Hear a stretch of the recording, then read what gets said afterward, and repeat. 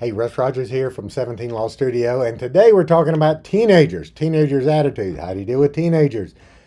As you know, now I get your questions, and when I get several around a certain topic, I'll put these into a video like this and answer your questions. So keep those questions coming.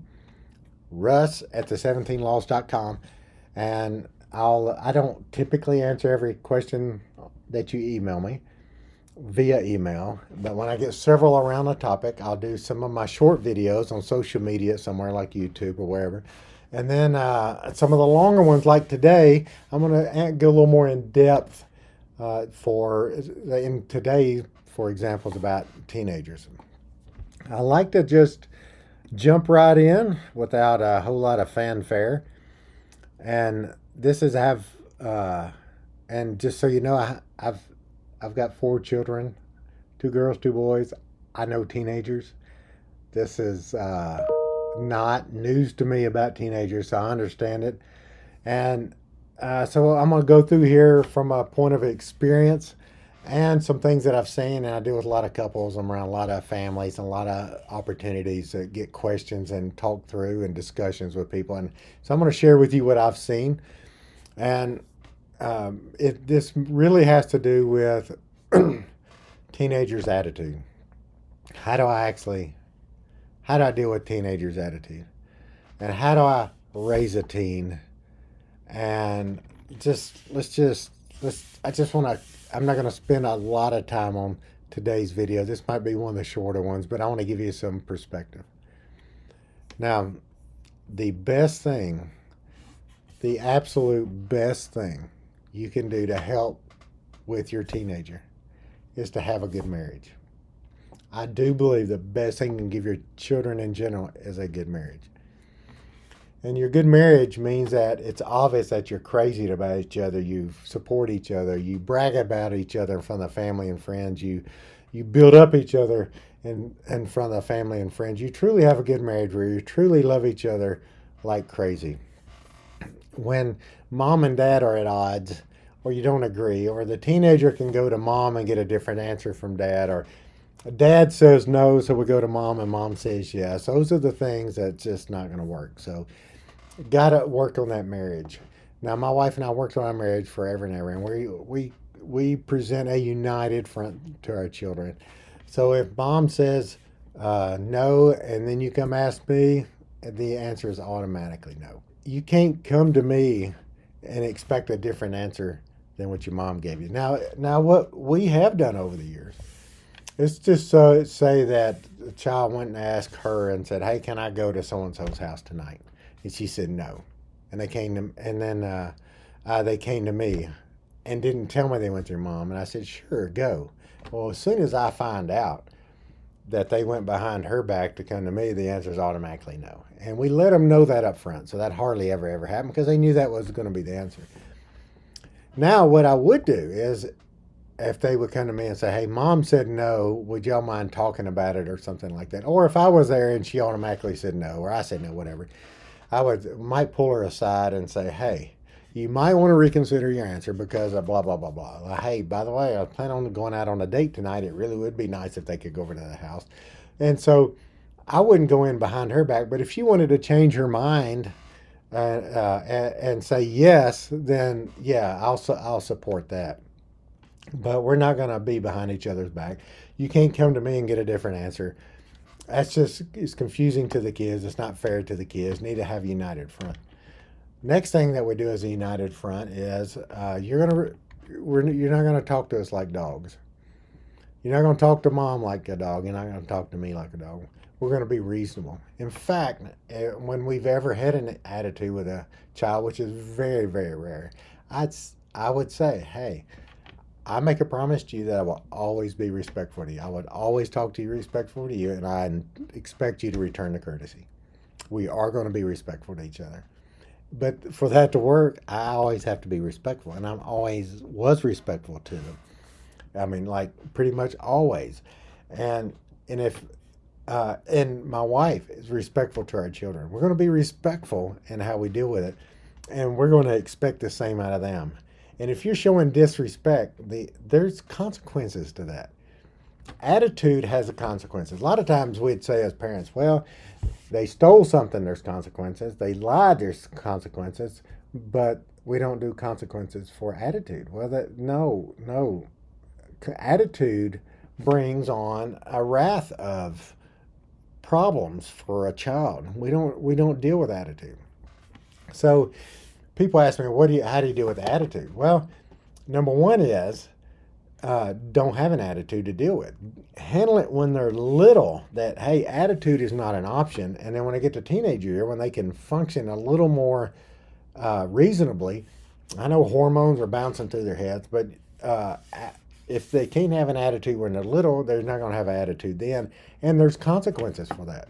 You might think, well, it's just a teenager attitude thing. No, no, you like, what if they robbed a liquor store? Would you be okay with it? No, no, by golly, no. I would do this and this and this and this and this.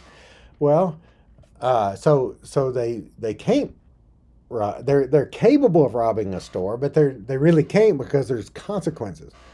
Can they go throat punch their math teacher because they got a D? Well, of course not, because there's consequences to that. Well, the problem is with attitude is there's no consequence. It's just the teenagers for you. Oh, you just wait till they become teenagers. No, I can honestly say our kids didn't have attitude. You know why?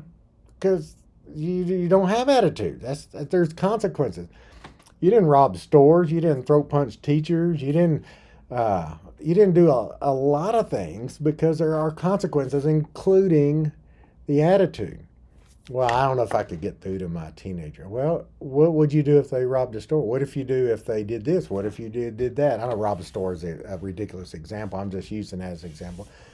What if they did anything? What would those consequences be? What if they failed every class one semester? Would there be any consequence? Or you go, oh, a teenager, sometimes it's just hard to do.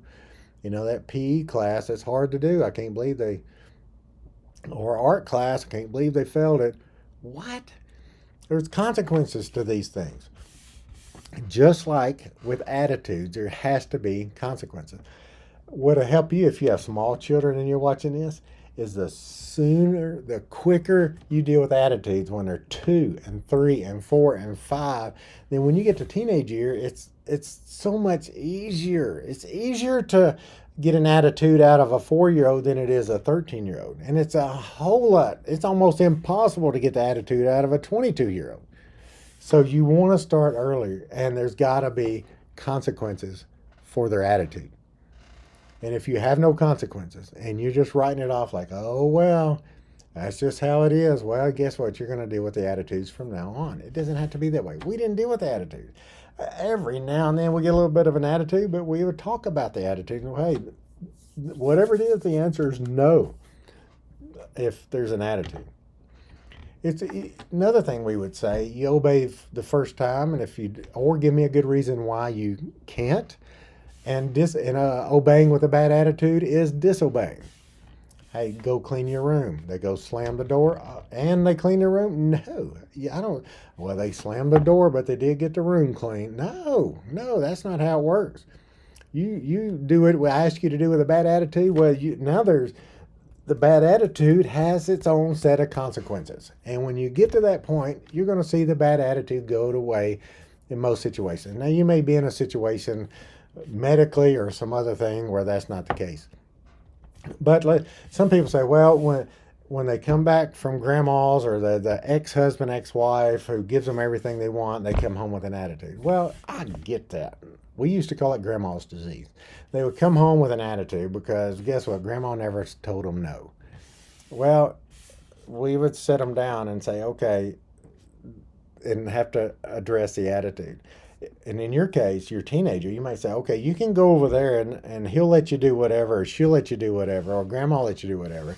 But that's not going to happen here. This attitude has consequences. And when they realize that I can get away with something at grandma's and I can't here, then when they realize there's consequences, guess what? They go away. The bad attitude goes away.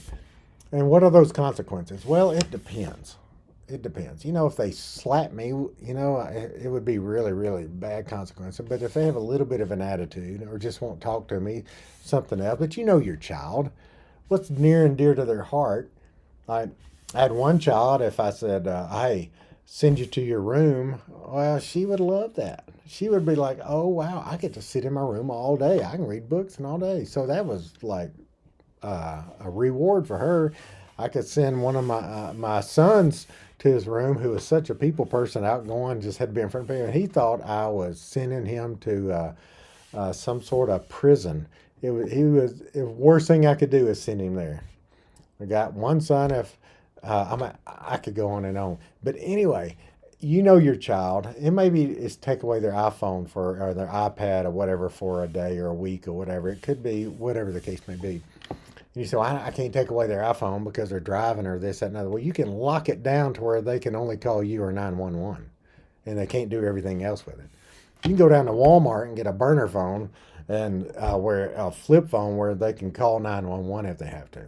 So there are some things that you can do if there are consequences to the bad attitude.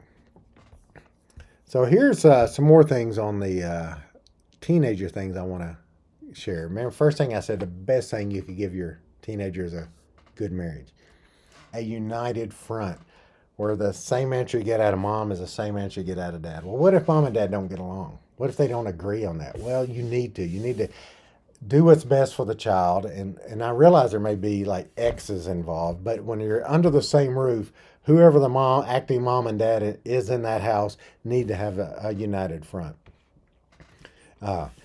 Then here's something else that I want to share. Good. This just drives me crazy when people tell their teenager this. Oh, honey, I just want you to be happy. You know, quite honestly, it would be nice if my children were happy. Prefer that they're happy. But did you know that's not even in the top 5 things I want for my child? Now, stay with me. You may think I'm a lunatic, but all right. Do I want my child to be honest or happy? Well, honest. Do I want them to have a good work ethic or happy? Well, I want them to have a good work ethic. Where do I want their moral compass? Where do I want them to stand in a world of integrity and light of eternity, and where they go to church, and do I want them worshiping God or not, or or happy, or do I want them to be loving and giving? Do I want them to be caring about others and caring about the people around them and or selfish or happy? Or I could go on and on. Now, the thing is, I would rather work on integrity and their moral compass and their relationship with Christ and God and I would rather work on those things and get those down pat. And if they happen to be happy in the process, that's great. But guess what? They're probably going to be happy. They're probably going to be happy during that. But if happy is the standard, then the standard of happy is at a teenager thought process standard. And that process standard of being happy is, I want a car, I got to have the right clothes, I want to be able to spend all the time with my friends I want. I'll be able to come and go as I want. I should be able to date whatever boy or girl I want anytime I want to. I should have no limits on my time and efforts or phone time or bedtime and all that. Those are the things that are going to make me happy. Well, and we all know that some of those things are okay. That's a teenager's thought process for being happy. And in my world, I want these other things to be the bar for success for my child. I want about their integrity and work ethic and love for others and these things that I'm talking about. That's where I want them to be, not their version of happy. And but you all know, if they love others and they're unselfish and they're giving and they're volunteering to help down and people paint their house or go on a mission trip, whatever, and their moral compass is just spot on. Their integrity is second to none. If they have all that, they're going to be happy, whether or not they have the right clothes or right this. Now, here's the last part before I close. Here's the last part is, should I buy my teenager the fancy clothes? Should I buy my children or my teenager a nice car? Should I do any of these things? And my answer is, I don't know. It depends on your kid, honest, and it depends on lots of things. But here's what I wouldn't. Let's say the car, for example. I'm not gonna. You shouldn't go in debt for a car for a teenager. The insurance companies are gonna tell you that they're probably gonna beat it up anyway when they start driving. But let's just suppose they don't. I would never put myself in a financial bind so my child can make payments on a car. The difference would be, let's just say that you're loaded. You got plenty of money, and you could pay cash for two cars, and it wouldn't even miss it and all that. And they have 0% or a low percentage rate, better than what you're getting on your money where you invested it. And then you want to make payments. I'm not talking about you people. I'm talking about the people who really can't afford a car, and just out of pride and ego and all that, you just want to give your child the car you never had. You want them to be proud when they pull up to school or pick up their boyfriend, girlfriend, whatever. No, I'm not going to suggest mom and dad have to work overtime and work extra and have an extra job and do all this stuff just so the kid can have a car. Heck, no, I'm not going to do that. Now, if the kid has saved up his money and y'all have enough money and y'all budgeted and it's not even a blip in your budget, and you want to get them a nice car, absolutely.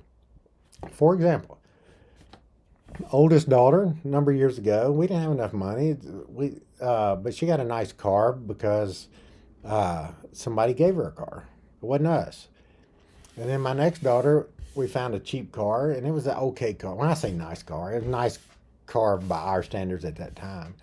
Well, in a level of this is super nice and this is like junk, they got a decent, safe car because that's what we could afford at the time. And then by after that, we're doing a little better in life. And so my next son got a little bit nicer truck. He wanted a Tundra. So we got him a nice Tundra, a pretty decent Tundra. It's okay. If you were a filthy, stinking rich person, you probably wouldn't think it was that nice of a Tundra, but for us, a little nicer. Well, then by the time we get to the next one, man, we're doing really, really well. And he gets he really does get a really nice Tundra.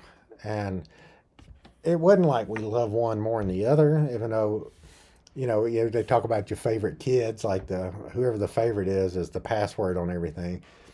None of our kids are our passwords, but in our we we we went by what we could afford, what made sense to us financially, and I would not go in debt or put yourself in a bind for the child a car. That's one part of it. We talked about the clothes too, the nice clothes. So here's what would determine all that. Our kids had great attitudes. They were respectful. They had good decision making abilities. They had really good friends that they hung around. Uh, more of the times I see parents with kids with giving them all kinds of crazy issues because of the friends they surround themselves with, or it's a group of people. They're all having issues. But our kids made good decisions throughout that. They didn't have the attitude. They're very respectful. They made really good grades. They they all had some sort of job at some point in time in their life, whether it's mowing yards or working at a store or whatever the case may be. They're very dependable, respectful. Their integrity was second to none. I don't have a problem getting them a decent car, what we could afford. I don't have a problem getting them nice clothes if we can afford it. But you got an attitude and I can't afford it, you're not getting jack. If I can afford it, easily afford it, if I'm filthy, stinking rich and you got an attitude, you ain't getting jack. I'm not buying you anything. You're going to go with the bare minimum until we get that attitude. And when I mean attitude toward school, attitude toward me, attitude toward life, attitude toward finances, attitude toward whatever the case may be. So that is where I would stand on buying them anything. I go back to the best thing you can give them is a good marriage. I have several people I know in the school system, and they can tell you, without talking to the parents, they can tell you which child has a very happy, good, solid home life where mom and dad are doing pretty good. And they can tell you in the children's attitude and how they're acting where that's not the case. And they know when the good transitions to the bad at home. see that in a child, and they already know what's happening without even having that chat with a child.